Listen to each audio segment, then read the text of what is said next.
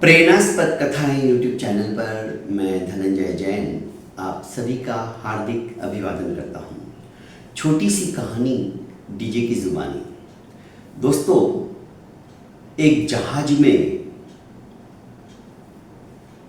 संतों जैसा व्यवहार करने वाला एक सज्जन पुरुष यात्रा कर रहा था। उसने अपने ज्ञान के प्रकाश से जितने भी यात्री थे उन सभी को प्रभावित करके रखा था। लोग उसकी बड़ी इज्जत करते थे क्योंकि ये व्यक्ति सिर्फ और सिर्फ उपदेश नहीं देता था, उसके वास्तविक जीवन में वो सारी बातें होती थी और जब वो बोलता था तो सभी यात्रियों के हृदय को वो बात छूती थी। फलस्वरूप बहुत जल्दी उसके साथ जहाज के समस्त यात्री समरस हो गए।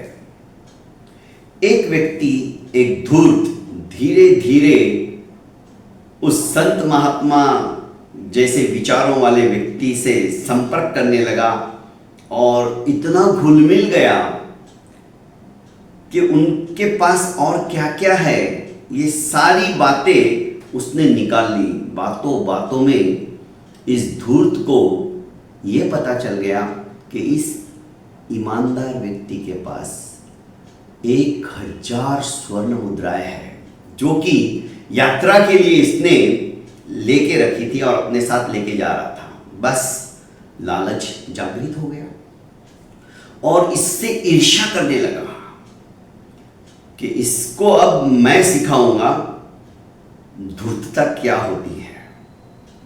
मन में विचार आया और उसने चिल्लाना शुरू कर दिया कि मेरी 1000 स्वर्ण मुद्राएं किसी ने चुरा ली है। इस तरह की मेरी पोटली है, क्योंकि ईमानदार व्यक्ति ने उसके पास अपने जीवन की क्या जिंदगी की भी किताब खोल के रख दी थी। बता दिया था मेरे पास देखो ये पोटली है, इसमें 1000 स्वर्ण मुद्राएं हैं और मैं इस तरह से परिवार वालों के लिए भी कुछ ना कुछ विदेश जा रहा हूं तो खरीद के ले आऊंगा। ये सारी बातें सुनने के बाद 1000 स्वर्ण मुद्राओं को हड़पने के लिए इसने ये सारा षड्यंत्र रचा और चिल्लाना शुरू कर दिया कि मेरी 1000 स्वर्ण मुद्राओं की पोटली जो कि इस कलर की है किसी ने चुरा ली है। जहाज के कप्तान वगैरह सभी ने इकट्ठा होकर कहा कि तुम घबराओ मत, इस जहाज के अंदर ज्यादा से ज्यादा 200 लोग हैं, हम एक एक की झड़ती लेंगे। झड़ती को मैं आप लोगों की भाषा में कहूं तो उन लोगों को हम अच्छी तरह से चेक करेंगे, उनकी एक एक वस्तु को हम देखेंगे। चोर कहीं भाग के जाने वाला नहीं है, तुम क्यों इतना चिल्ला रहे हो। अब सभी की चेकिंग चालू हो गई। जब इन ईमानदार व्यक्ति के कमरे का नंबर आया तो जहाज के कप्तान आदि सबने कहा कि तुम्हारे ऊपर तो शक करना भी गुनाह है, अपराध है, इसलिए हम तुम्हें नहीं चेक करते क्योंकि तुम अलग ही व्यक्तिमत्व के व्यक्ति हो। तो इस ईमानदार व्यक्ति ने कहा नहीं नहीं, आप मेरी भी तलाशी लीजिए, मुझे भी चेक कीजिए, मेरी भी झड़ती लीजिए। जहाज के समस्त कर्मचारी को यह बड़ा अटपटा लग रहा था, पर इसने कहा नहीं, कहीं लोगों के मन में यह ना आ जाए कि हो सकता है यही चोर हो और इनको छोड़ दिया गया हो। ऐसा मत करो, मेरा भी पूरा कमरा अच्छी तरह से छानबीन कीजिए। चेक किया गया, ये व्यक्ति भी साथ साथ ही था। इससे तो बड़ा मजा आ रहा था कि अब ये ईमानदार और सभी के लोगों में अपनी छाप जमाने वाला आज तो गया काम से। पर एक एक चीज देखी गई।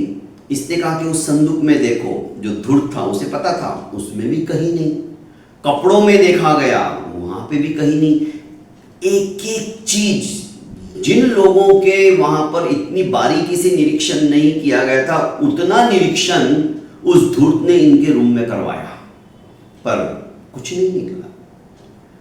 जहाज के कप्तान और आगे चले गए दूसरे रूमों में, पर वहां पे भी कुछ नहीं। आखिर ये धूर्त ईमानदार व्यक्ति के पास आया, सज्जन व्यक्ति के पास आया और कहने लगा, आपने वो 1000 स्वर्ण मुद्राएं जो मुझे बताई थी वो क्यों नहीं निकली? ईमानदार व्यक्ति ने कहा, मैंने अपने इस जीवन के अंदर 2 दौलत कमाई है।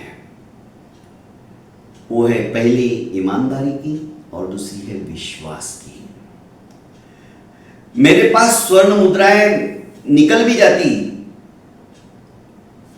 तो मैं लोगों को कह देता कि ये मेरी है, तो लोग एक बार मेरी ईमानदारी और मेरी जो प्रतिष्ठा है उसके कारण से मेरा भरोसा भी कर लेते हैं, मुझ पे विश्वास भी कर लेते। पर कहीं ये विश्वास अविश्वास के बीज के अंदर परिणित होकर उनके मन में ये ना हो जाए कि अरे ये स्वर्ण मुद्रा हो सकता है इन्होंने ही चुराई हो। ये सब सोचकर मैंने वो 1000 स्वर्ण मुद्राएं की पोटली समुद्र में फेंक दी थी, इसलिए मैं निश्चिंत था। धूर्त की आंखें खुली की खुली रह गई। तुमने समुद्र में फेंक दी? हाँ, ये नश्वर दौलत है जो मैंने फेंकी, वो तो मैं फिर कमा लूंगा, पर जो अविनाशी दौलत मैंने प्राप्त की है, इतने बरस लगाए उसके लिए, जो मैं प्रैक्टिकल जीवन जीता हूं, मेरी ईमानदारी का और विश्वास की वो दौलत मैं किसी भी कीमत के ऊपर उसे नीलाम नहीं कर सकता, उसे उछाल नहीं सकता। लोगों के मन में मेरा विश्वास दृढ़ से दृढ़तर और दृढ़तम होता चला जाए, बस मेरी यही भावना रहती है। इसलिए उस नश्वर दौलत को मैंने फेंक दिया और अविनाशी दौलत को मैंने समेट के रखा है। दोस्तों, कहानी छोटी सी है, पर कहानी बहुत कुछ शिक्षा हमें देके जाती है।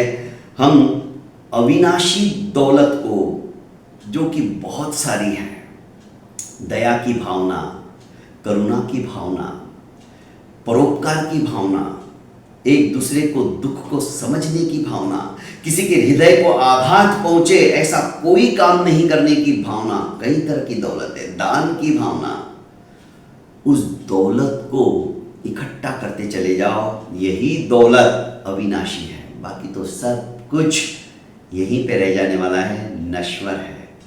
बहुत बहुत धन्यवाद। प्रेरणास्पद कथा यूट्यूब चैनल को लाइक कीजिए, सब्सक्राइब कीजिए और ज़्यादा से ज़्यादा अपनों को शेयर कीजिए। प्रणाम।